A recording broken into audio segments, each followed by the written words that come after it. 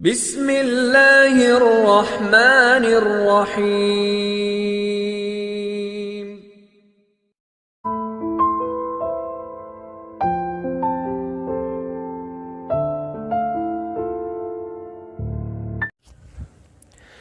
ایک مرتبہ ایک بادشاہ جو بڑا بہادر اور جنگجو تھا مشکی گھوڑے سے گرا تو اس کی گردن کے مہرے اندر بیٹھ گئے اور گردن ہاتھی کی طرح جسم میں گھس گئی۔ گردن موڑنے کے لیے خود بھی اس کی طرف مڑنا پڑتا۔ بڑے بڑے نامی گرامی حکیموں سے علاج کرایا مگر افاقہ نہ ہوا۔ ایک یونانی فلسفی نے علاج کیا تو بادشاہ ٹھیک ہو گیا اور اپاہج ہونے سے بچ گیا۔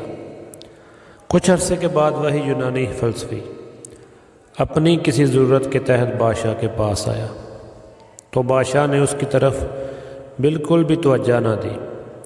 بیچارہ حکیم فلسفی بڑا شرمندہ ہوا، سر جھکائے واپس جا رہا تھا اور کہہ رہا تھا کہ اگر میں کل اس کی گردن نہ پھیرتا تو آج یہ مجھ سے منہ نہ پھیرتا۔ حکیم نے انتقام لینے کا سوچا اور ایک درباری کو ایک بیج دیا اور کہا کہ اس کی خوشبو بہت اچھی ہے، اس کو دربار میں سلگا دینا۔